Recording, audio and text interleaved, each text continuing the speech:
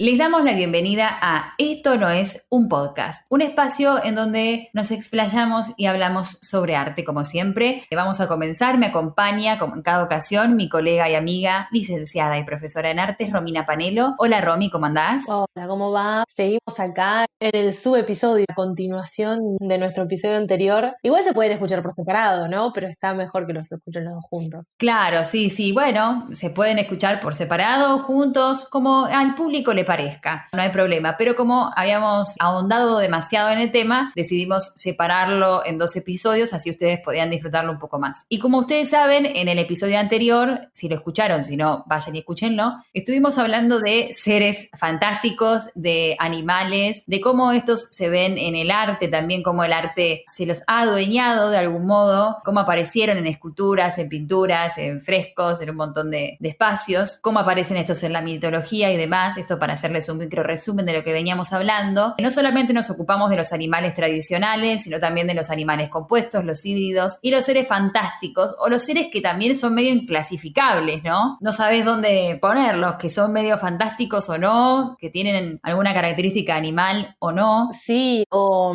también se fueron cambiando con el tiempo, vamos a ver uno en particular, eso entre las descripciones escritas y cómo se fue representando, fue por un camino que vamos a ver. ¡Qué curiosidad! ¿A qué animal te referirás? Bueno, vamos a verlo, vamos a verlo. Un animalito fantástico del que me gustaría hablar mucho, que es muy lindo, o al menos la representación de la que vamos a hablar nosotras que nos ha llegado, es la quimera. ¿Quién era la quimera? Me confundo un poco la quimera con la esfinge. Muy loca la quimera. Te digo que el que inventó la quimera es muy creativo, porque hay que imaginarlo.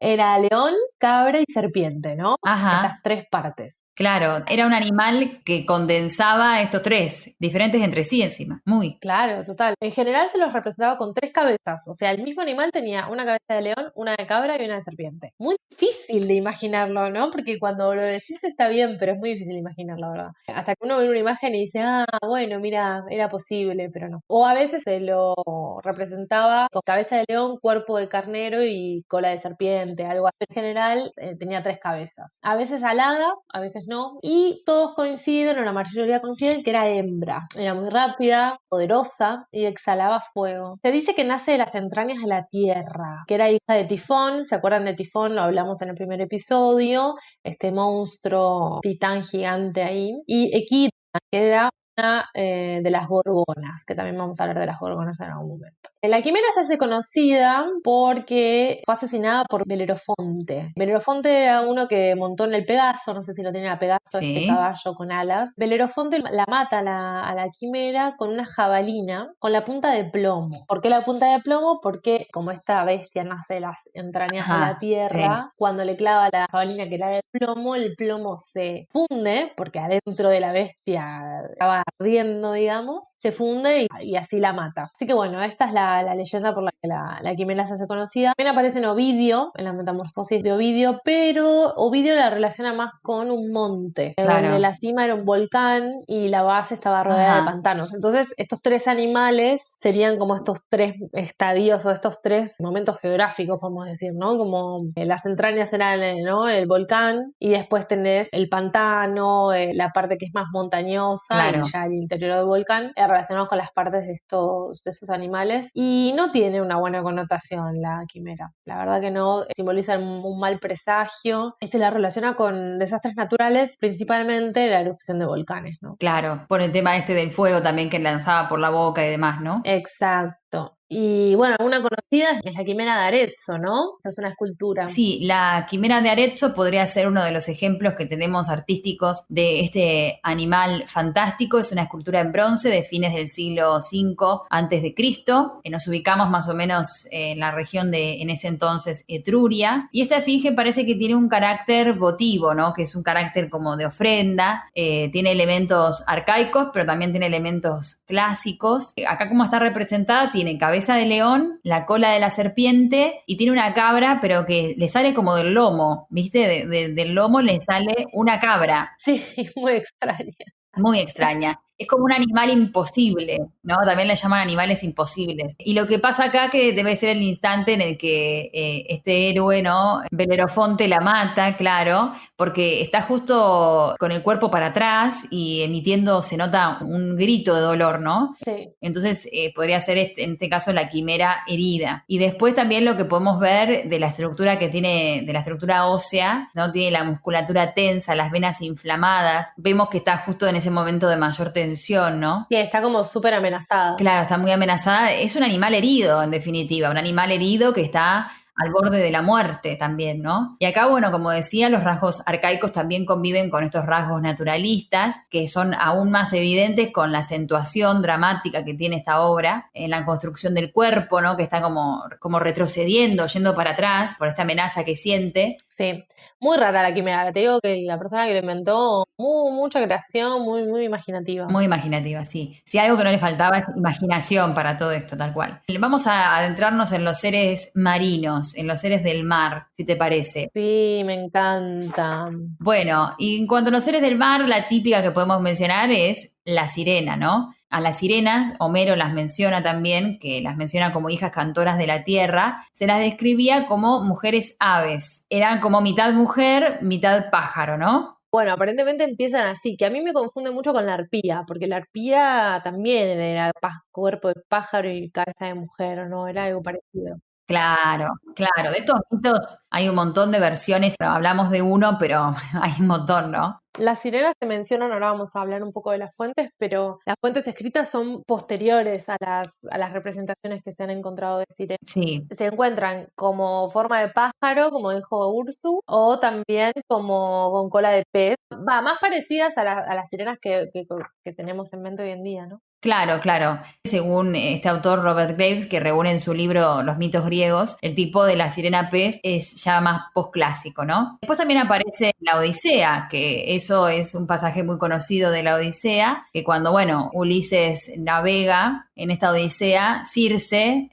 también creo que es Calipso, le advierte que tiene que pasar por la isla de las sirenas, cuyas voces encantaban a todos los que navegaban por las cercanías, matándolos. Entonces le advierte, por favor, no escuches el canto de las sirenas. Parece que cuando el navío se iba acercando a la isla de las sirenas, Odiseo o Ulises, como le quieran llamar, siguió el consejo de Circe, le dijo a todos sus hombres que lo ataran, ¿no? Que le llenaran los oídos de cera de abejas. Tenés que hacer que los marineros te aten de manos y de pies para obligarte a no ir con ellas, ¿no? Ulises lo que hace es decirle a sus hombres que se cubran con cera los oídos y él está atado al mástil y así pasan por el lugar donde estaban las sirenas y no caen en esta perdición que supuestamente el canto de la sirena hace que los marineros que vayan camino a la muerte, básicamente. Como que los vuelve medio locos y se suicidan. No sé bien cómo es que llegan a la muerte, pero Claro, empiezan a seguir este canto y se autogeneran la muerte, o sea, los lleva a la perdición porque terminan contra los peñascos claro. del lugar y demás, ¿no? También lo que pasó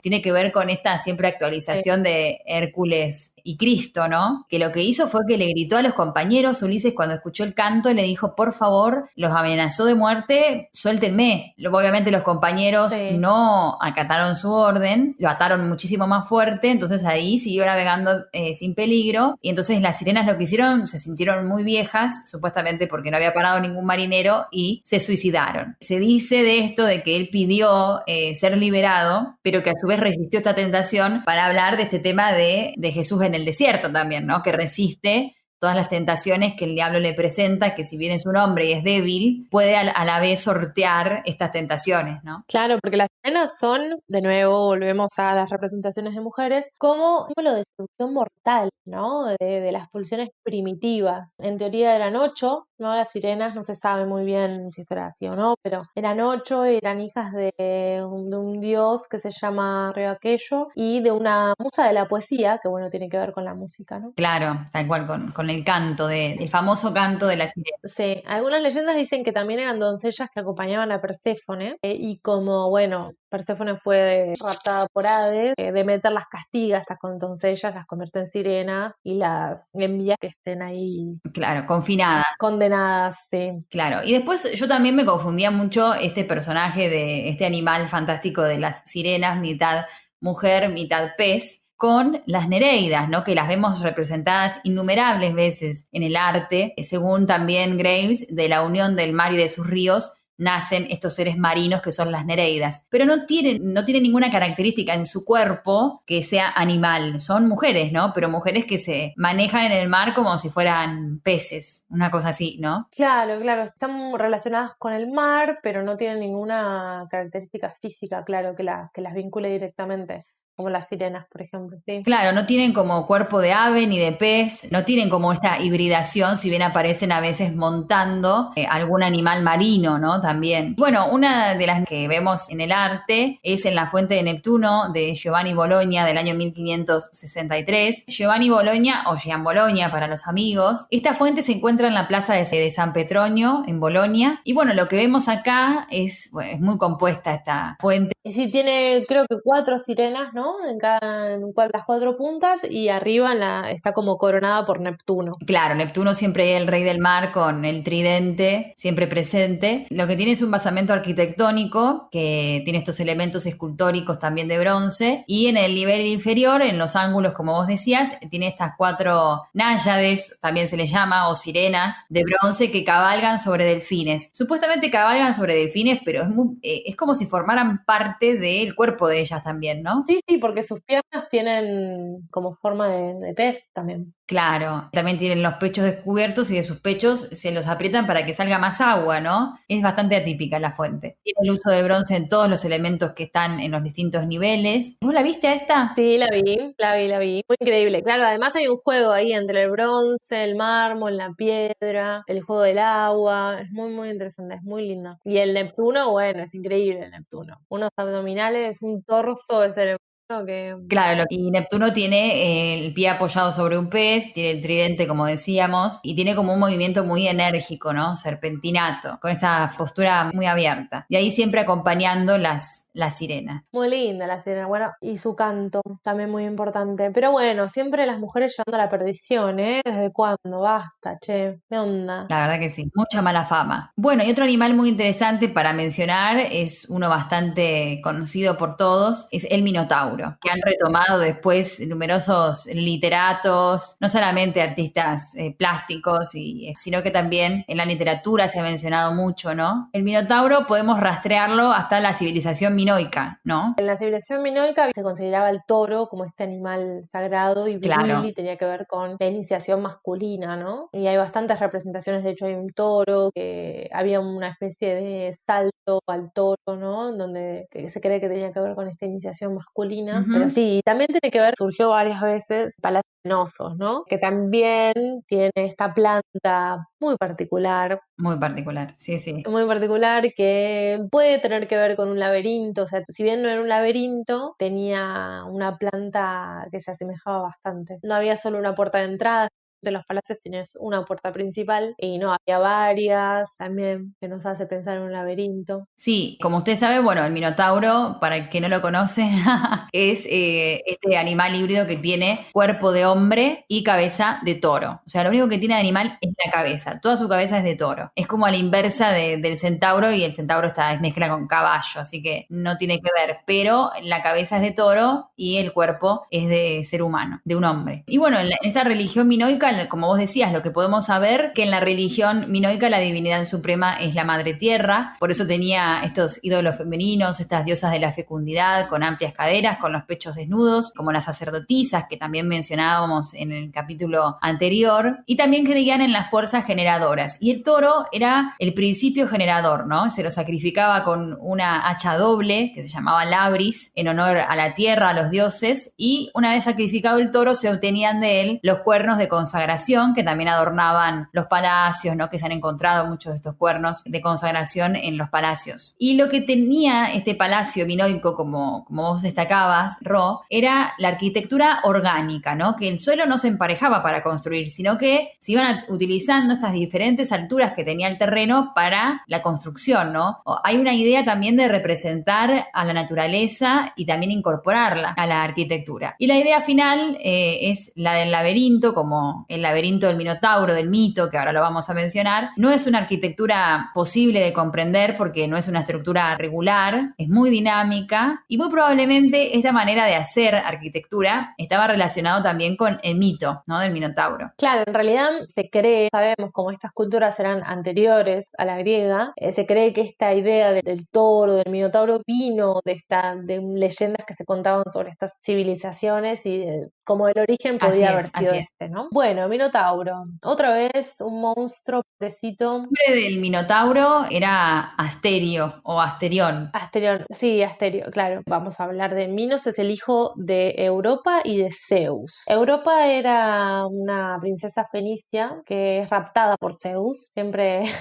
siempre bien. Nunca tuvieron a nadie por voluntad propia, me parece. Los todos raptadas, nunca por las buenas, jamás. No, total, total. Nunca por las buenas. Casualmente, Zeus, para seducir o engañar a Europa, se convierte en un toro blanco y se la lleva montada hasta Creta, ¿no? Sí. Llegan a Creta, tienen 3 hijos, uno de ellos es Minos y 2 más, que se llaman Radamantis y Sarpedón, que bueno, no son muy importantes, pobrecitos, pero bueno. La cosa es que bueno, después Zeus se va porque Zeus es así, ¿no? Andaba con todo el mundo y después se iba. Y esta mujer Europa se casa con el rey de Creta que adopta a sus 3 hijos, ¿no? Estos eran hijos humanos. Minos quería asegurarse su trono, ¿no? Después de que su padre muriese, quería asegurarse que él iba a ser el rey y no sus otros 2 hermanos. Entonces le pide a Poseidón que lo ayude, ¿no? Que le ayude a demostrarle al pueblo que los dioses estaban de su lado, del lado de Minos, para así, ¿no? Él se aseguraba el lugar en el trono. Entonces Poseidón le dice, bueno, dale, genial, mira, yo te voy a dar este toro hermoso, le hace salir un toro blanco hermoso del medio del mar, vos sacrificalo y ahí te voy a demostrar que está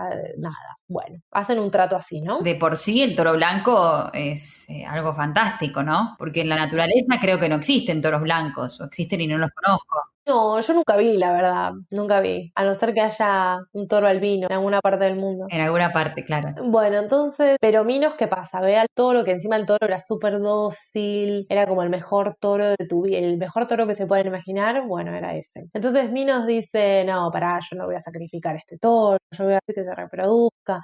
Bueno, entonces Poseidón obviamente entra en cólera y hace que la esposa de Minos se vuelva loca en el sentido que se vuelva locamente enamorada de este toro. Bueno, ella está tan desquiciada que habla con Dédalos y le dice, bueno, yo necesito estar con este toro, no puede ser de otra forma. Entonces le construye un traje de vaca a esta mujer, de madera con cuero de vaca por fuera, ¿no? Entonces va y, bueno, tiene sexo con el toro, tranqui, ella, ¿no? Claro, sí, estaba enamorada y consuma su amor de alguna manera, ¿no? Tremendo. Bueno, y de este acto sexual con un toro nace el Minotauro.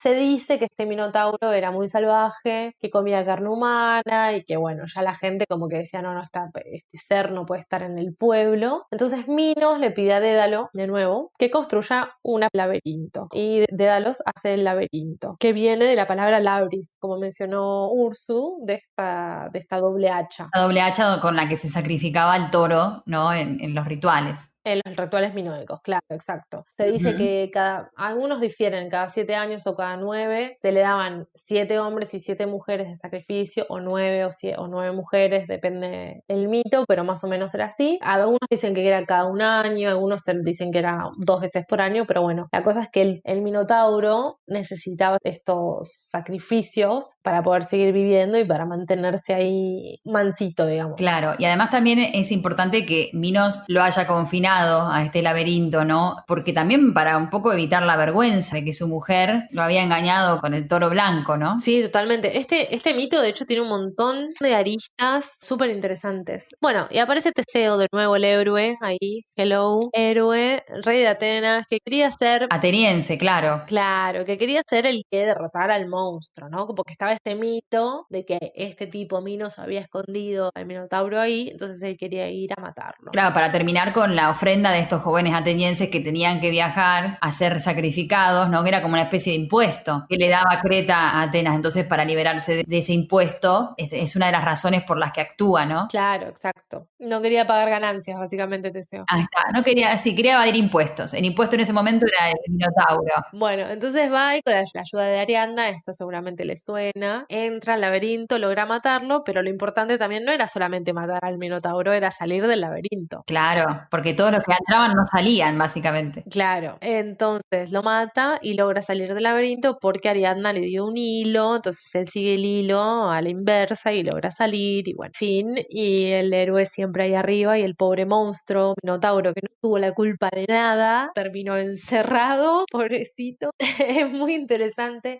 conocer este mito, está muy bueno. También hay un cuento de Borges que se llama La Casa de Asterión, es muy corto, así que lo pueden leer, es una página y cuarto, por ejemplo, más o menos, y cuenta como la parte, el lado del Minotauro, ¿no? Cómo el Minotauro vio esa vida, vivió esa vida. Mucha simbología en este mito, es como el amor culpable, ¿no? El deseo injusto, como lo que no tenía que pasar, ¿no? Lo indebido. Y también esto que decías vos, Urso, súper importante, que quiero esconder, ¿no? Quiero que esto no se vea. Y bueno, los sacrificios que mantienen adormecido este monstruo. Y acá el hilo de Ariadna vendría a ser esta guía espiritual, ¿no? Que hace salir a Teseo de la oscuridad o del inconsciente o de este caos, de este sin rumbo, ¿no? Que puede provocar el laberinto. Y bueno, como esta guía para vencer a un monstruo, ¿no? Como el laberinto viéndolo como este lugar oscuro, inconsciente, al que es difícil acceder salir, y el hilo de Ariadna como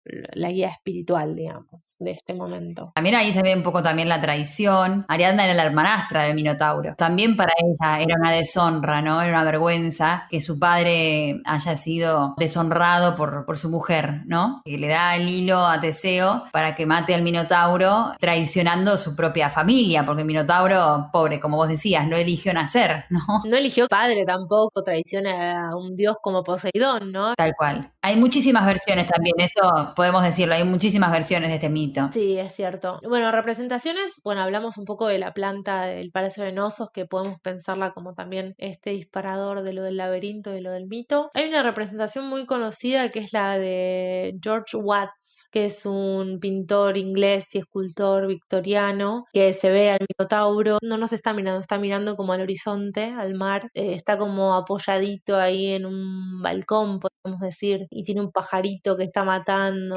Lo que hay mucho representado es la parte de Teseo liberador. Y claro, el héroe, es el héroe, El héroe. Teseo sale airoso, sale triunfante del laberinto del que nadie había podido salir y podemos ver una de las pinturas que hay en Herculano y bueno, vemos al héroe desnudo, ¿no? Como eran representados los héroes, es bastante rica en claroscuro y lo que vemos es que el héroe que está como deslumbrado, ¿no? Con los ojos desencajados por el éxito de su hazaña y es como que está avanzando, ¿no? Hacia adelante. Tiene una gran grandeza, ¿no? La grandeza esa del momento. De hecho hay un montón de jóvenes que lo empiezan a rodear, que lo agarran del brazo, ¿no? Del pie, uno lo agarra de la pierna, el otro lo agarra del pie, como abrazándolo y él está como en esa actitud altiva, ¿no? Como que se los quiere sacar de encima, una cosa así, no les presta atención. Toda esta composición tiene esto del hecho mítico, ¿no? Está con una actitud muy equilibrada, los niños estos agradecidos que le besan los pies, le agarran las manos, pero él sigue como si nada, ¿no? Sí, es una celebrity. Vuelve triunfante a Atenas después de haber vencido y matado al Minotauro. Igual, la verdad que Teseo no es un personaje que me agrade demasiado, no solamente porque recibe la ayuda para matar al Minotauro de Ariadna, que hubiera sido de Teseo sin ese ovillo. Y segundo, después de que tiene este gesto con él, de ayudarlo a atravesar el laberinto, él la abandona y la deja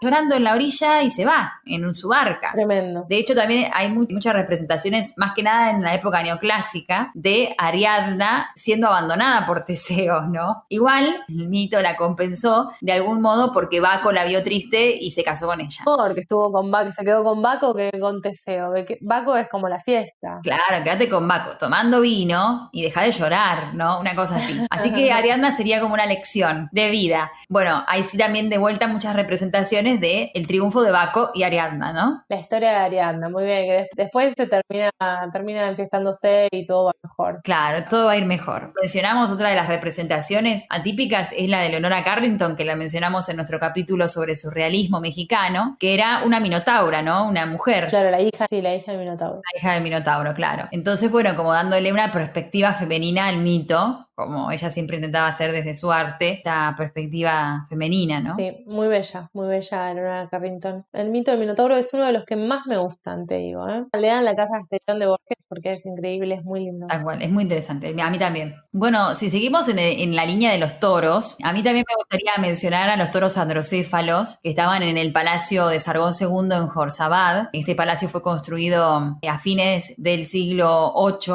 antes de Cristo, en la capital del imperio, no estamos hablando ya de la región mesopotámica, ¿no? Este palacio estaba dentro de una ciudadela que tenía muchos patios, que tenía cuartos de servicios, oficinas, habitaciones reales. Dentro de estas instalaciones había un sigurat y las puertas del palacio estaban escoltadas por 2 toros androcéfalos, lo que significa que eran toros que tenían cabeza humana y tenían alas. A la inversa del Minotauro, digamos, y con alitas. Así es, se llamaban Yamasu y protegían el palacio contra el ingreso de los malos espíritus. De vuelta estamos viendo esta función, que es la función apotropaica, ¿no? Proteger al lugar de malos espíritus, de malas energías. Me imagino, ¿no? O me puedo llegar a imaginar lo que era llegar a las puertas de ese palacio con estos toros que te recibían, con una abrumadora impresión de poder. Son criaturas híbridas, son enormes, ¿no? Tienen cuerpos de toro, tienen alas, tienen cabeza humana, como decíamos. Y lo que resulta atípico de estos toros es que el tallado de las alas y de la cabellera resalta sobre el acabado del torso, ¿no? Porque no se las puede considerar esculturas de bulto,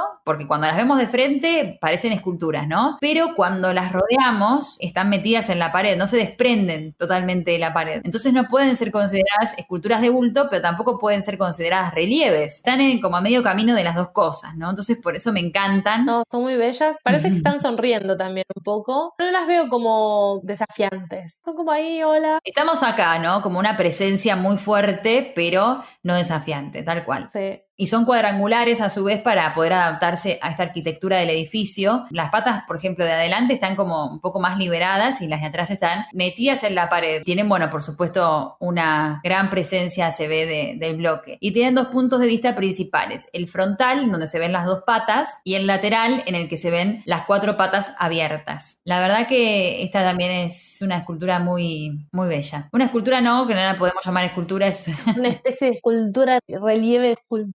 Todo, sí, muy interesante. Sí, me encantan a mí también. Sí, lo que tienen interesantísimo es esta diferencia de texturas, ¿no? Tienen una barba, ¿no? En la cabeza de humana, tienen juegos de luz, de sombra, tienen la musculatura de este toro, de este animal muy trabajada. Eso presenta un modelado muy profundo, muy bellos, los toros androcéfalos. Yo ahora me gustaría que vamos a algo, a la delicadeza. Claro, porque pasamos del toro, que es muy tosco, ¿no? Sí, algo muy delicado, muy conocido, que es el unicornio. Me encanta, como siempre. Muy bello el unicornio. También sufrió varios cambios a lo largo del tiempo, pero se mantuvo bastante, no fue como las sirenas, que empezaron como pájaros y terminaron en el mar, como casi como mi animal. En el episodio anterior Urso me preguntó qué animal fantástico hubiese creado. Y yo dije, algo que vuele y que se meta al mar. Ah, Bueno, sí.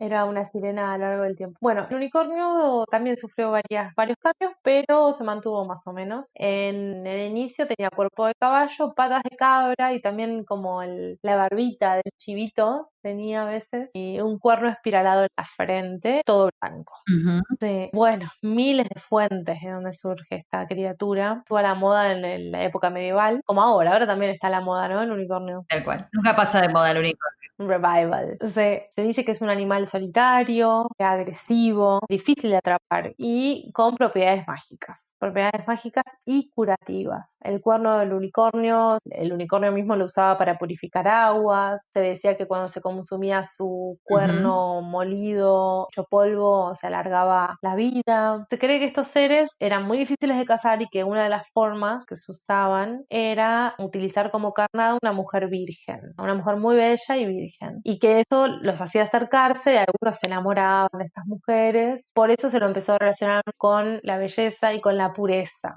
¿no? Como que estaban atraídos por la pureza. Y bueno, también un poco una contradicción acá, que les atraía la virginidad, o que la virginidad o la pureza era algo Sí. bello, y a la vez el cuerno bien fálico, ¿no? Pero bueno, también simbolizan la libertad, porque son animales que si están encerrados, se decía que mueren con facilidad, que no aguantan mucho estar encerrados, y bueno, tienen como posición obviamente a la serpiente o al dragón, por ejemplo. También tiene que ver con espiritualidad, con estados de espiritualidad altos, se les da un valor muy mágico a los unicornios. Sí, se creía que podían viajar a otras dimensiones, con la revelación divina, con la fecundación de la Virgen, con el Espíritu Santo. De hecho, en la Edad Media se la relaciona mucho con la Virgen María, o con las vírgenes en general. Hay varias representaciones, no solamente en el arte, pero en todos lados, hasta el día de hoy. Una de las más conocidas en la época medieval es La Dama y el Unicornio. Aparece varias veces el unicornio en una serie de tapices que ahora están en el Museo de Cluny en París. Tapices que fueron hechos también con seda, muy Claro, bellos. Las figuras todavía con rasgos medievales, ¿no? Elongadas, un poco esquemáticas. Y acá el unicornio aparece con chivito, con el chivito de cabra que decíamos. Y es muy llamativo eso.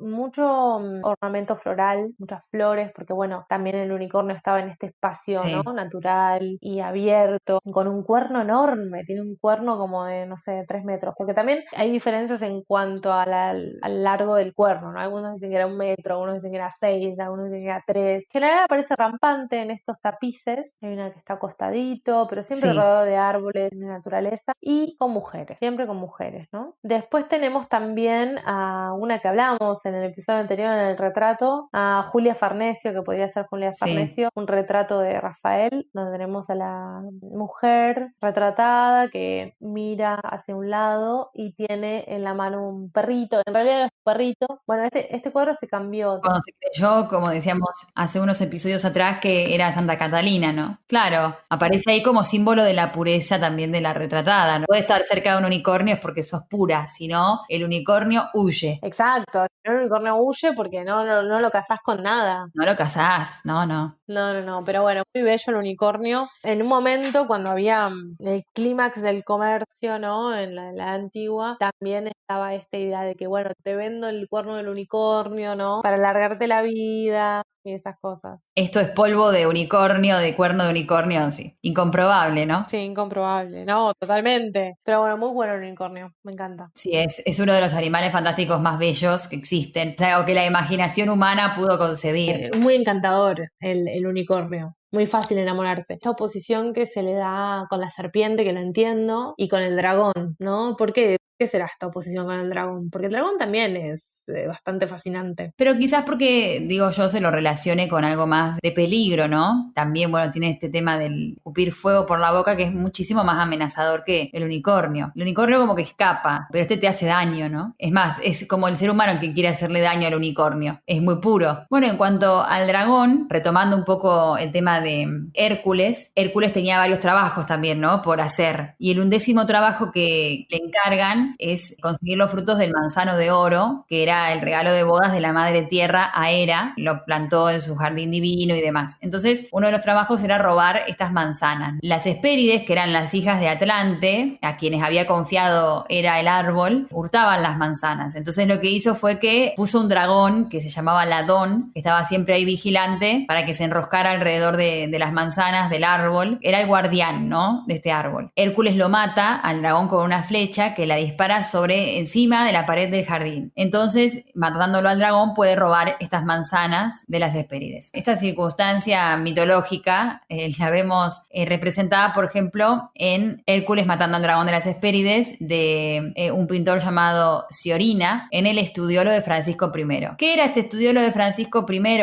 Bueno, era un lugar, era como un gabinete de curiosidades, ¿no? Donde él guardaba sus tesoros, sus pequeños tesoros. Y este gabinete, a su vez, tenía un ciclo de obras de arte, ¿no? Que hablaban un poco sobre los tesoros que allí había. Tenía todo un programa iconográfico que era parte de la función del lugar y lo que hacía era guardar objetos preciosos de pequeño tamaño, ¿no? Acá participaron muchos pintores conocidos, bueno, entre ellos el más conocido de todos, Vasari, que construyó solamente un panel, que era el de Perseo y Andrómeda, que después también vamos a hablar un poco de eso, pero bueno, todos tenían que ver, muchos de los cuadros tenían que ver con los elementos, con el aire, con el fuego, ¿no? Bueno, y uno que tiene que ver con el fuego justamente es este cuadro de Hércules matando al dragón, ¿no? También era una oportunidad para los pintores para explotar, ¿no? Este lado de iconografía no religiosa, ¿no? Y pagana, por decirlo así, Sí, porque al ser privado, lo de Francisco I, podían explayarse en cuanto a animales fantásticos también, me imagino. claro, tal cual. Sí, sí. Vemos una representación muy manierista, ¿no? Porque vemos a Hércules que está en movimiento por matar al dragón y aparecen las Hespérides alrededor desnudas, que están ahí con el dragón como que lo están teniendo y aparecen desnudas en primer plano, ¿no? El dragón se ve re chiquito, atrás oscuro, parece como un gato grande, ¿no? Tiene las alas de dragón y todo, pero está tapado, como que el tema principal, que es esta muerte del dragón, está tapado por estas Hespérides que están alrededor. Y esto se relaciona también, o otras representaciones en las que podemos ver uno de estos dragones, es en la famosa representación que ahí sí que tenemos un montón de imágenes para hablar del episodio de San Jorge, el dragón. La verdad que no sabíamos muy bien de dónde salía esta historia porque no está en la Biblia, ¿no? Sí. Parece que el texto más antiguo que está preservado sobre la vida de San Jorge se encuentra en el Acta Santorum. Y bueno, tiene muchísimos elementos en común esta historia de San Jorge y el dragón con el antiguo mito de Andrómeda con Perseo,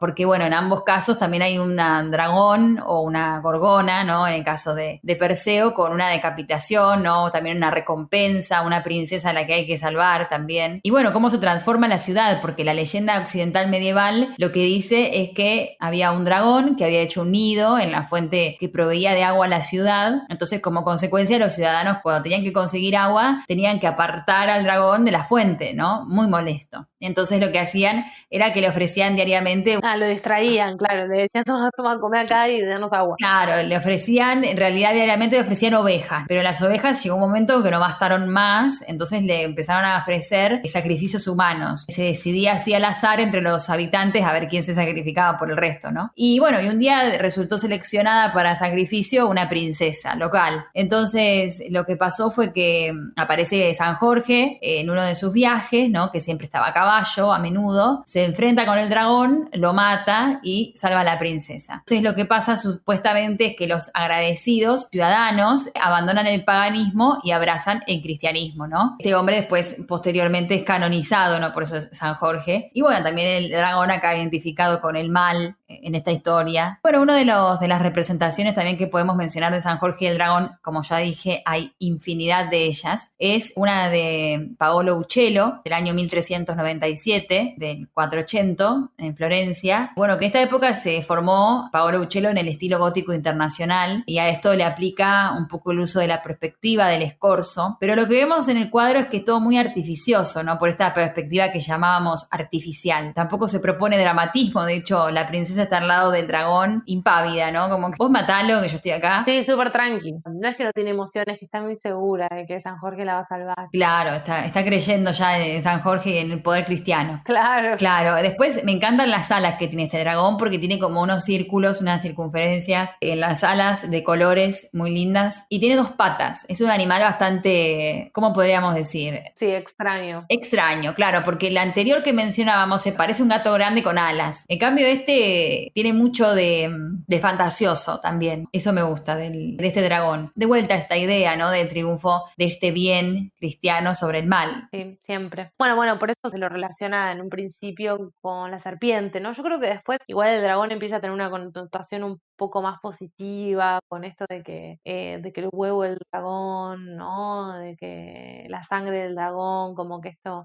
tiene un valor excepcional, pero sí, en general se relaciona con el mal. Claro, claro, tal cual. Bueno, y hablando de seres increíbles, hay un ser que me gusta mucho. No encontramos muchas representaciones sobre este ser, este bichito mágico, pero es muy increíble. El ave fénix. Precioso. Sí, precioso el ave fénix. Te digo que Si tuviese que ser alguno, me gustaría ser el Fénix. Pero no tanto por reencarnar de nuevo, sino más bien porque está ahí volando en fuego. Claro, es un águila en realidad, ¿no? Claro, en realidad, bueno, no se sabe si es un águila, es un ave muy majestuosa con sus alas. En realidad, recientemente se la representó con fuego, pero se decía que sus alas eran color así un dorado, un rojizo. Está relacionado en Egipto con Benú, aquel que vuelve, ¿no? Y que tiene que ver con el sol también, que nace y muere todos los días. Benú se lo veía cada 500 años. Respecto al ave fénix, hay diferentes dataciones, como dicen que cada 500 años, otros cada 1400, otros cada 25.000, bueno, y así, hay diferentes números, pero la idea es que este pájaro de origen etiopiano, viene de Etiopía el origen del pájaro, tiene una extrema longevidad, o sea, ya vivir 500 años es un montón. Se la pasa resucitando además, digo. Total, claro, no puede morir. Y tiene el poder de renacer de sus propias cenizas. O sea, la leyenda es que el ave fénix, cuando llega su momento de muerte, se hace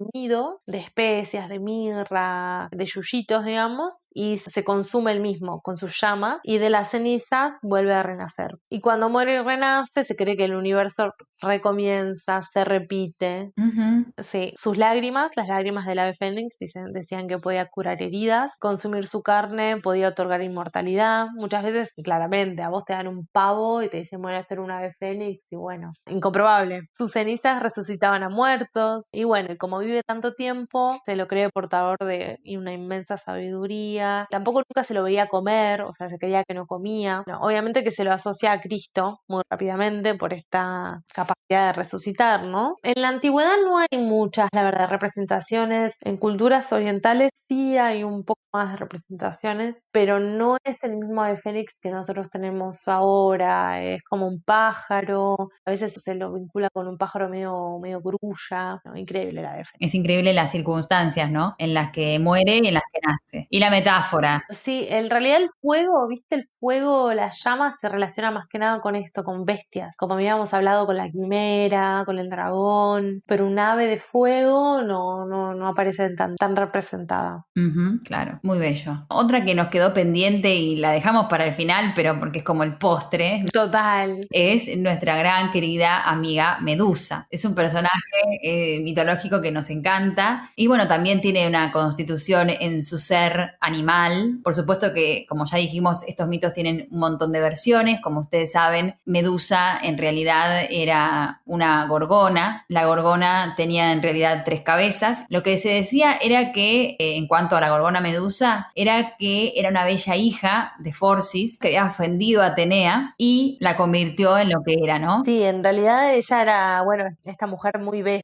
Destacan mucho los mitos que ella tenía el pelo increíble, largo, hermoso, muy seductor, que era muy bella, que todo el mundo, el pueblo, la polis quería estar con ella, ¿no? Muy, muy deseada. Pero bueno, ella era virgen y decidió, en vez de casarse o tener relaciones con hombres, dijo, bueno, voy a dedicar mi cuerpo, mi alma, mi espíritu a Atenea. Y estando en el templo de Atenea, Poseidón, enloquecido por su cabellera, como que se había vuelto loco, dijo, la tengo que tener. Otra vez el dios violador, ¿no? Aparece Total, el violador, el raptador, el secuestrador, todo, todo. Va a haber más, vamos a seguir hablando de otro, después ahora vas a ver. entra en el templo de Atenea y la viola en el templo, ¿no? Y ahí es cuando Atenea, pero en vez de enojarse con Poseidón, como que si ella tuviese la culpa, y la castiga, convirtiéndola en Gorgona. Entonces se convierte en una hermana de estas otras dos Gorgonas, como bien vos decías, y Medusa sería la única Gorgona mortal. Claro, le adosó a la gorgona a Medusa y ahí ya fue de 3 cabezas, ¿no? Exacto. La particularidad de Medusa es que su hermosa cabellera se transforma en millones de serpientes venenosas. Su maldición no solamente es esto de la cabellera, sino que al mirar a cualquier persona a los ojos las convierte en piedras. Así que bueno, se terminó la vida social de Medusa, básicamente.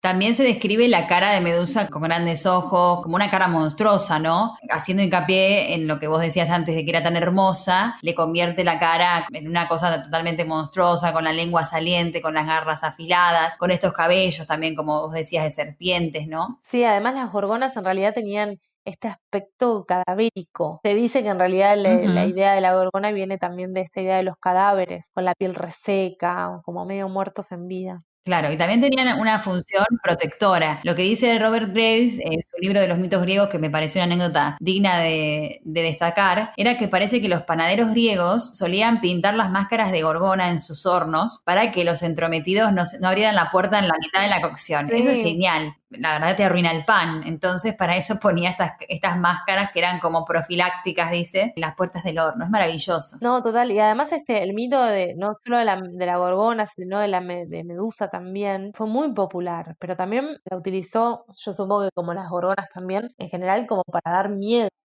Sobre todo a los niños, ¿no? Como, no sé, nuestra generación, el hombre de la bolsa, qué sé yo, algo así. O la Llorona, sí, sí. O la Llorona, claro. Y además de todo esto, pobre Medusa la mandaron a una isla desterrada ahí, pobrecita. Si bien muchos habían oído hablar de Medusa y de esta maldición que le cayó a la pobre Medusa, nadie la había visto, o sea, sí la habían visto, pero habían quedado hechas piedras, ¿no? Entonces era más bien como este imaginario de cómo podía ser esta mujer. Pero la veías de lejos o de espaldas, pero no zafabas. Te miraba y caías. Claro. Igual era muy buscada, porque como sabía que convertía a la gente en piedra, se buscaba mucho su cabeza para tener una ventaja en las batallas, ¿no? Bueno, aparece en la Metamorfosis de Ovidio, también este mito, que más o menos se escribió en el siglo I por Ovidio, que era un poeta romano, y tiene que ver con la liberación, podemos decir. El fin de Medusa viene de la mano de Perseo, otro héroe, que parecido a Teseo, ¿no? Se lleva todas las palmas, pero bueno, acá venimos a reivindicar a los monstruos. Acá estamos muy empáticas con los monstruitos, me parece. Está perfecto, me parece bárbaro. Los bancamos y por eso hicimos 2 episodios, ni más ni menos, en honor a ellos. Y sí, es como vos decías, parece que Perseo lo que hizo fue como, bueno, me las voy a arreglar, dice, para conseguir un regalo, ¿no? Para que un hombre no se casara con la madre, sino que se casara con alguien Claro, más. porque la tenía secuestrada la madre. Y esto, ¿sabes qué me hizo acordar lo que vos decías de San Jorge, ¿no? Como que de nuevo hay que salvar a una princesa o una doncella ahí en peligro. Entonces ella en peligro, claro. Y lo que hace es que, bueno, si tengo que traerte un regalo importante, ya sea la cabeza de Gorgona, lo hago. Y Polidectes le dice, bueno, dale, sí, la verdad que me vendría bien la cabeza de Medusa. Entonces lo que hace Perseo es que se embarca en una aventura para conseguir la cabeza de Medusa. ¿Y quién estaba escuchando la conversación? Como los dioses todo lo ven, todo lo oyen, todo lo saben, estaba Atenea escuchando esta conversación. Entonces le dice a Perseo, yo la verdad que soy una enemiga terrible de Medusa, de hecho es Medusa por mi culpa, así que si la querés matar, te ayudo, ¿no? Muy poco sorora Atenea, la verdad, la sororidad de Atenea. Ya desde el vamos poco Sorora en el momento en que la convierte a la pobre doncella en Medusa, ¿no? Total.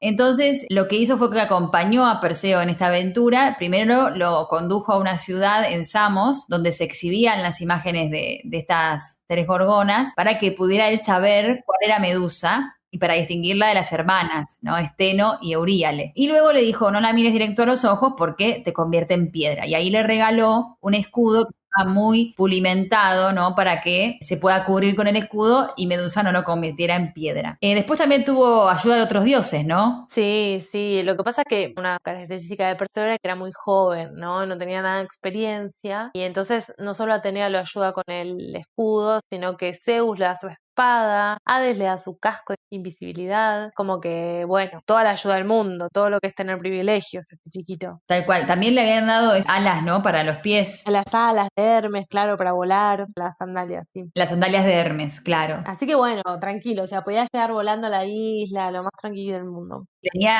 un arsenal, ¿no? De armas ahí. Claro, y bueno, de nuevo esto, ¿no? Que vence con su astucia y su inteligencia, porque utiliza el escudo que le dio Atenea para ver dónde está la medusa, ¿no? Y no mirarla directamente a los ojos. Y así logra vencer. Vamos.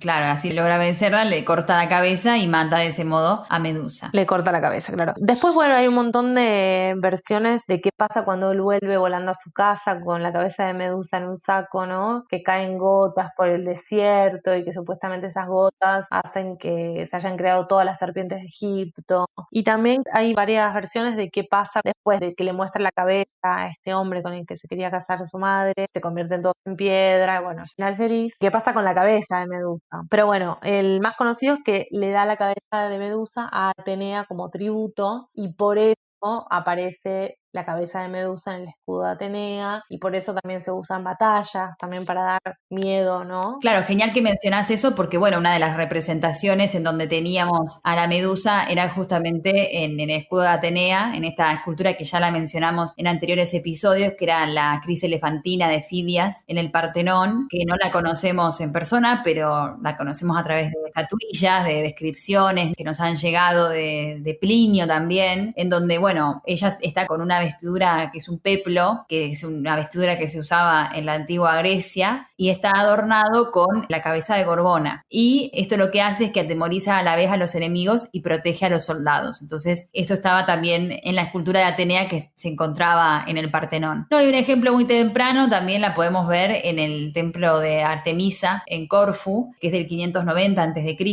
Es un templo de orden dórico que tiene decoración en las metopas, en el tímpano. Y bueno, acá la vemos a la Gorgona con esta dificultad de representar a las figuras en un espacio triangular. Hay una Gorgona como en posición con los pies y las manos como una cruz que representan de algún modo la carrera, ¿no? Sí, exacto. Y tiene el cinturón de serpientes y la cara bien, bien para dar miedo. Sí, también. Bien terrorífica, sí.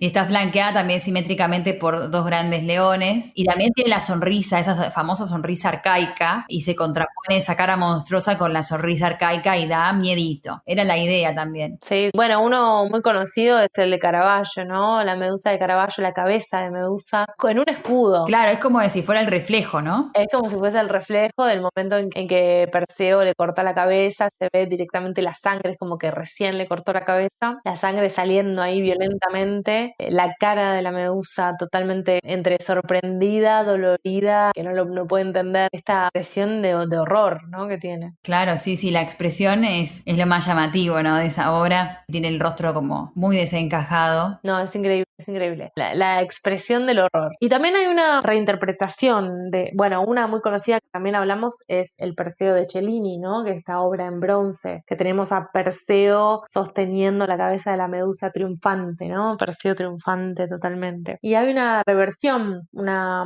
reinterpretación, no solamente de esta obra, en este mito, en una escultura también de Luciano Garbati, que se llama Medusa con la cabeza de Perseo, ¿no? Y es esta mujer desnuda, también como haciendo alusión al héroe también, ¿no? Al héroe que se lo representaba desnudo, con la cabeza llena de serpientes, con una mirada súper desafiante, sosteniendo una espada y con la cabeza de Perseo en la mano derecha. También para reivindicar esto que veníamos hablando respecto al mito, ¿no? Como que ella fue violada y todos los males recaen sobre ella, muy similar a lo del Minotauro, ¿no? No solo el mal de haber sido condenada a vivir remota en una isla, sin poder relacionarse con nadie, siendo un monstruo que convierte en piedra a toda persona que se le acerca, sino que además viene un hombre lleno de privilegios, la mata, le corta la cabeza y es el héroe. Claro, sí, la historia siempre fue contada del lado de Perseo. La obra es bellísima, es espectacular y reinvierte este mito, es bárbaro. Cuando el arte logra eso. También lo que vos decías al principio, de que Medusa se había conservado virgen para dedicar su vida a Atenea. Y la misma Atenea es quien genera, ¿no?, todos estos males en ella, es quien la convierte en este monstruo. Es terrible porque ella tenía una súbdita como Medusa que era de fierro, ¿no? Que después, bueno, tiene este final. Sí, yo creo que también es un poco que, bueno, ella como mortal quizás tenía más opción, más poder, y no tanto el dios, ¿no? Que tiene este margen en el que puede salirse de sus cabales y hacer cualquier cosa. Atenea creía que Medusa tenía que tener más control de sí misma y no esperaba control de un dios como Poseidón. Tal cual, tal cual. Pero bueno, igual acá estamos reivindicando a los y las monstruas, así que queríamos mencionar a Medusa y que la recuerden de otra forma. Por supuesto, sí, ante todo. Aparece mucho representada Medusa, también la podemos ver en la cerámica griega, ¿no? En la de figuras negras. Aparece también representada en varias. Otro ejemplo que podemos ver a la Gorgona es en Perseo y Gorgona, y Heracles y el centauro Neso, que ahí tenemos varios de los animales a los que nos estuvimos refiriendo, que está en una cerámica de figuras negras del pintor de Neso del 625 a.C., que es una ánfora en donde en su panza está narrado este episodio de Perseo y la Gorgona, que está de frente como todos los seres marginales, que está con los ojos saltones, con la lengua afuera, y en el cuello está representado al centauro contra Hércules serían. Es un ejemplo donde podemos ver la representación, digamos, de Medusa. Y de nuevo, otras cosas que se repiten, la mujer con esta connotación de demonio, ¿no? De nuevo, la mujer portando todos los males. Siempre.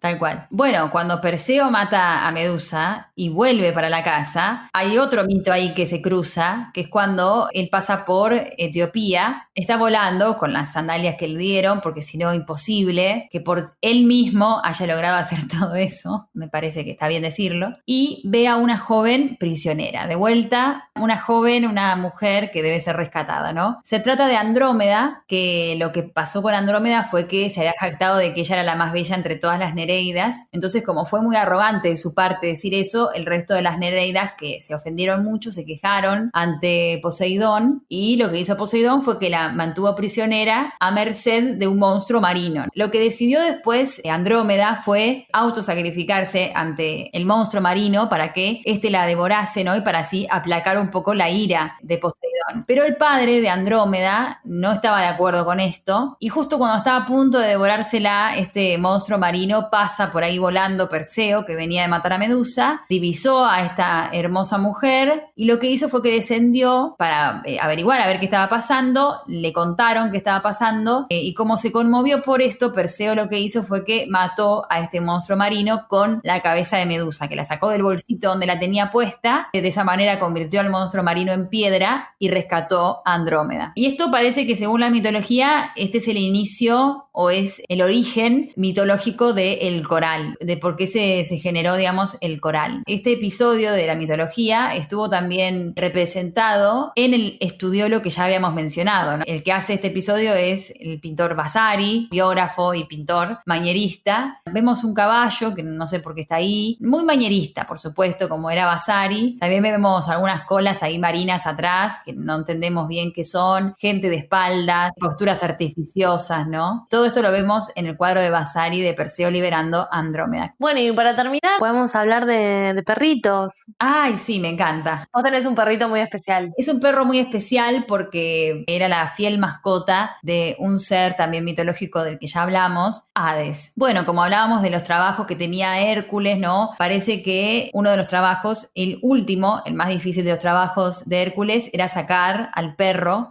Cerbero del Tártaro, ¿no? Que era el perro de Hades. Hércules lo que hace es que desciende al Tártaro, al inframundo, ¿no? Cuando estábamos hablando de seres del mundo subterráneo. Y lo que dice Hades es, bueno, si lo querés al perro, te lo doy, no hay problema, si podés domarlo sin emplear la clava ni las flechas. Es decir, que tenía que matarlo básicamente con sus manos, ¿no? Encontró al perro encadenado a las puertas del Aqueronte porque la función que cumplía Cerbero, que en el arte aparece siempre representado al lado de Hades, era proteger estas puertas del Tártaro, ¿no? Lo que pasaba, como ustedes saben, en el mito, es que cuando alguien fallecía, descendía a través de una barca, ¿no? Que manejaba Caronte, que era este avaro que transportaba la embarcación al otro lado del Estigia. Por eso los familiares siempre dejaban una moneda en el cadáver para que Caronte se pudiera cobrar este paso hasta el Tártaro. Pero las almas pobres tenían que esperar eternamente en la orilla a ver quién los pasaba del lugar porque no tenían moneda, a menos que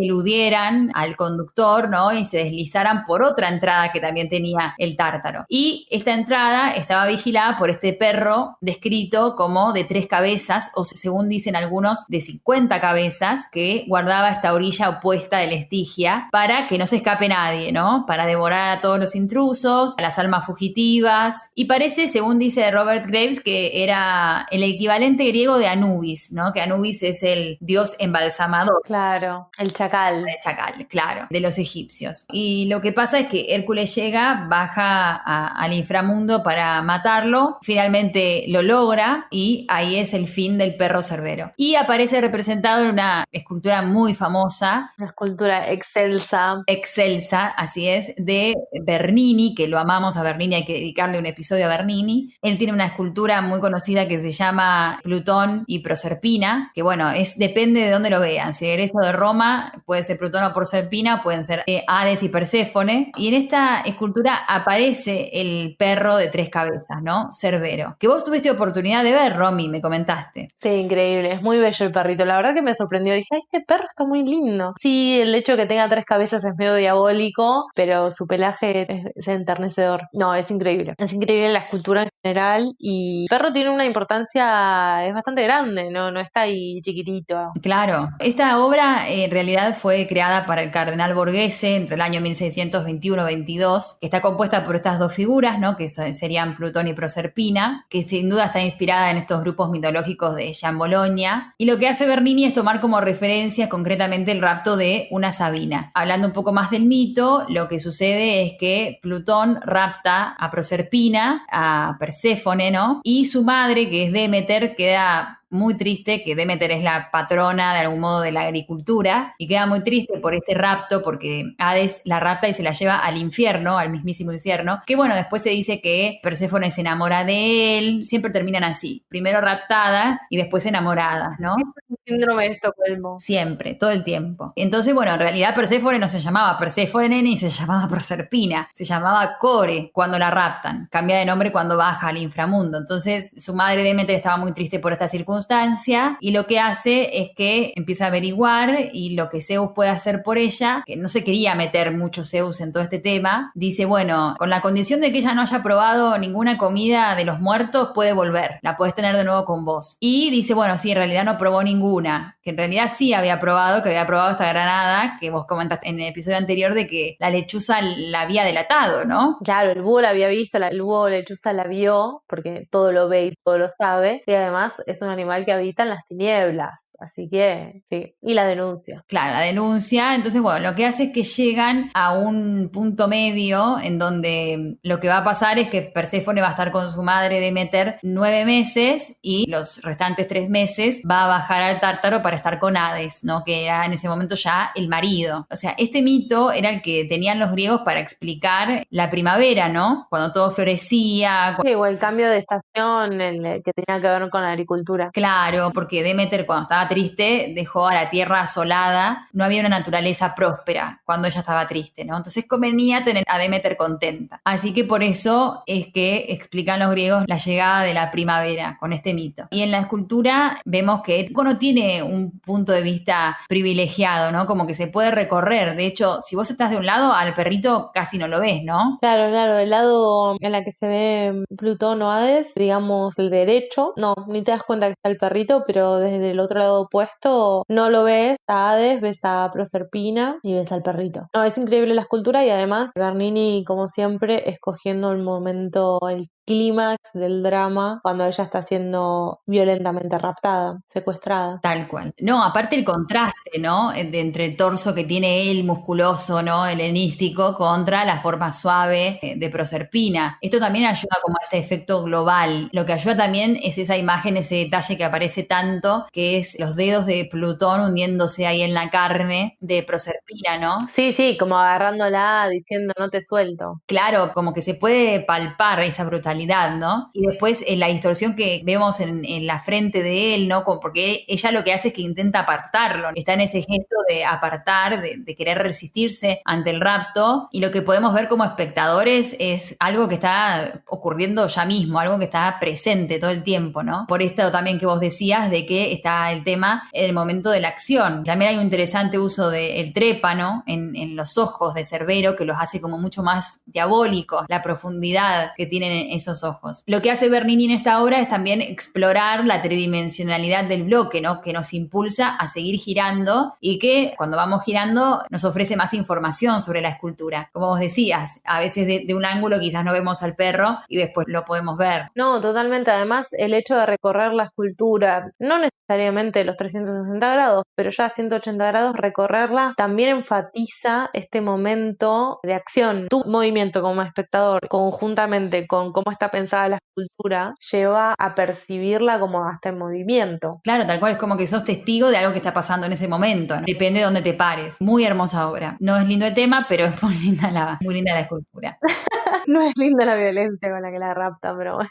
¿Nos quedamos sin animalitos o tenemos algún otro? No, hay miles de animalitos, pero creo que abarcamos bastante y fue muy interesante. A mí me encantó investigar sobre esto. Quizás hagamos otro en algún momento, quién sabe. Y sí, a ver si a la audiencia le gusta, nos pide, podemos explorar más animales fantásticos. Como vos decías, hay un montón y si bien le dedicamos un montón de tiempo y 2 episodios, aún falta más. Así de inabarcable es este tema, ¿no? Sí, pero además creo que bueno, pudimos hacer visible esto de que estos bichitos, sean reales o sean míticos o fantásticos, hablan más de nosotros como cultura que de los animales en sí. Y bueno, pudimos ver un poco de eso, me parece. Sí, es cierto. Y además, también un poco el común denominador que también veíamos en todos es esta función de protección, esta función apotropaica, ¿no? De esta defensa mágica, sobrenatural, de alejar el mal, de protegerse de él, como esto se vio a través del tiempo, ¿no? Estos animalitos. Sí, sí, sea simbólica en la época medieval o moralizante o alegórica, como podía ser más que nada la cultura grecorromana. Sí, siempre hay una bajada de líneas y nos ayudan también a ver, hablar un poco de las culturas, de las sociedades en las que se crearon. Así es. Bueno, entonces espero que hayan disfrutado tanto como nosotras de este reconto de animales fantásticos y no tanto, híbridos compuestos y demás. Nos encontramos en el próximo episodio, si te parece, Romy, con Esto no es un podcast. Sí, nos encontramos y bueno, espero que al finalizar estos 2 episodios estén del lado de los monstruos. Ah, sí, es nuestra militancia, me parece, ¿no? Darle más entidad a estos monstruos que siempre han sido como los parias en los mitos y en las historias. Sí. Nos volvemos a encontrar en el próximo episodio de Esto no es un podcast. Hasta entonces, Sí, un abrazo grande. abrazo. Chao, chao.